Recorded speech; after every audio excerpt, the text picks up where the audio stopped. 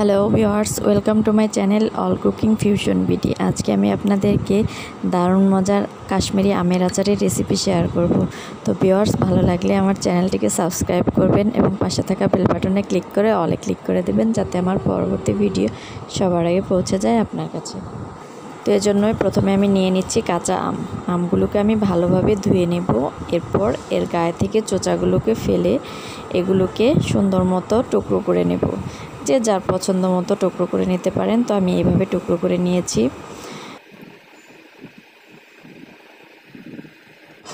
তো এরপর আমি এর মধ্যে দিয়ে দেব পানি। আমি আমগুলোকে 5-6 ঘন্টার জন্য পানির মধ্যে ভিজিয়ে রাখবো। আর এর মধ্যে দিয়ে দেব 1 চামচ পরিমাণ চুন।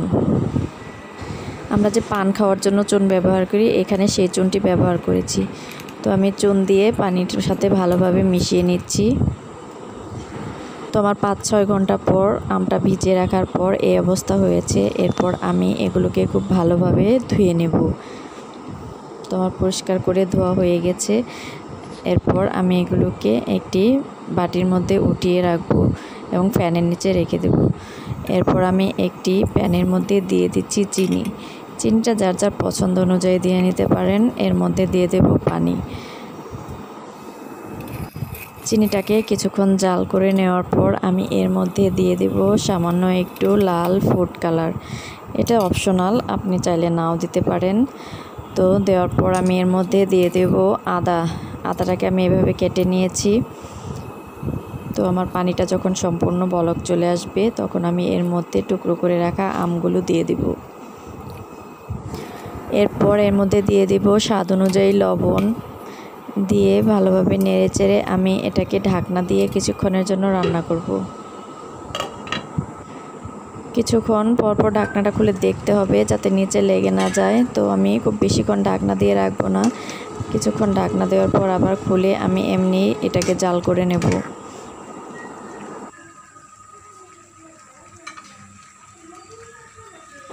তো রান্নার এই পর্যায়ে আমি এর মধ্যে অ্যাড করব শুকনো মরিচ। আমি এখানে 2-3টি শুকনো মরিচ এভাবে কেটে নিয়েছি এবং এর বীজগুলোকে ফেলে দিয়েছি। শুকনো মরিচ দিলে এই আচারের টেস্টটা আরও বেড়ে যাবে। তো এরপর আমি এটাকে জাল করে নেব যতক্ষণ না চিনির শিরাটা ঘন হয়ে আসে। তো আমার আচারের কালারটা আস্তে আস্তে চেঞ্জ হতে শুরু করেছে।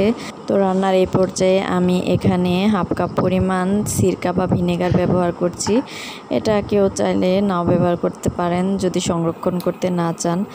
তো আমি সিরকাটা দেওয়ার পর আবার কিছুক্ষণ জাল করে নেব। তো ভিউয়ার্স, এভাবে ট্রাই করে দেখতে পারেন, অনেক মজার একটি আচারের রেসিপি। তো আমার রান্নাটা প্রায় শেষ পর্যায়ে। তো এরকম কালার আসলে আমি চুলাটাকে অফ করে দেব। আমি একদম শুকিয়ে ফেলিনি, আবার অনেক বেশি পাতলাও রাখিনি। এই পর্যায়ে আমি চুলাটাকে অফ করে দিচ্ছি এবং ঠান্ডা হয়ে গেলে আপনাদেরকে দেখাচ্ছি আমার আচারটা কেমন হয়েছে।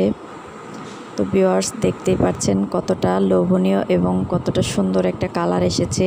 এতক্ষণ পাশে থাকার জন্য অসংখ্য ধন্যবাদ।